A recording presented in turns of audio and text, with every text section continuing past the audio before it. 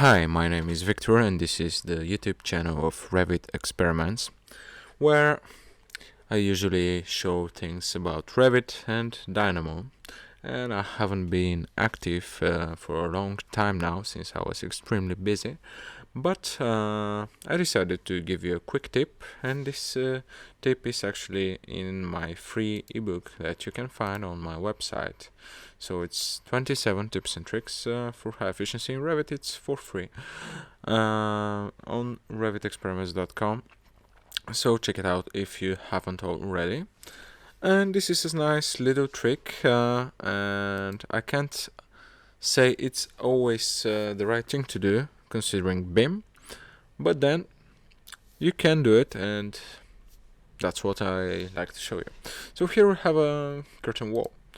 Let's say, for example, you'd like to put a door here. Then you know that doors in curtain walls are separate families, so you have to load a curtain panel with a door modeled in it, and yeah, you can't really press DR and put a regular door in a curtain wall, but there's a workaround for this, and I'm just saying, like, usually you should get a proper panel because that's proper BIM, but still you can do this.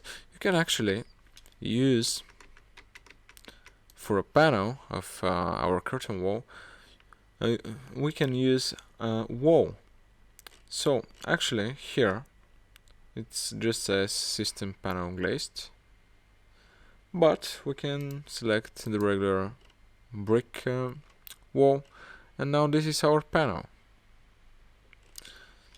So we can just press DR for door and place a regular door, or in that matter we can also place a window. And this is exactly the thing that you don't want to do usually, but yeah, still we can do this. And this is really funny, because what we can do actually is the following. Like we can select another panel and we can use another curtain wall in it. And let's say edit type. I'm just gonna duplicate this.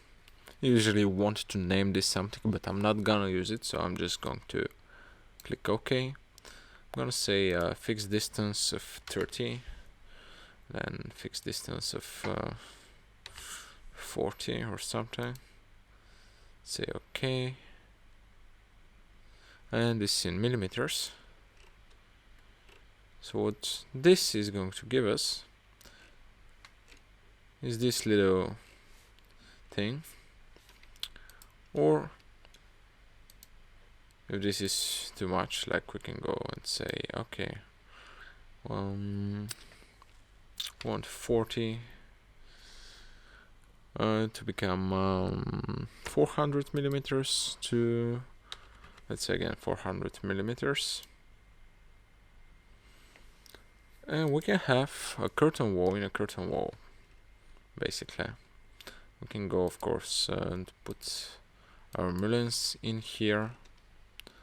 And I believe this is a pretty sweet technique that allows for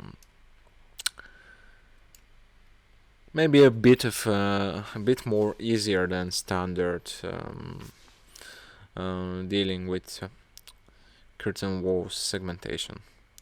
So please tell me in the comments if you already knew about it or if you didn't, and I'll be happy if that helped someone. And you can get the book on my website for the other tricks. It's like really short, concise piece of trickery. Not always best BIM practices, but some things to do.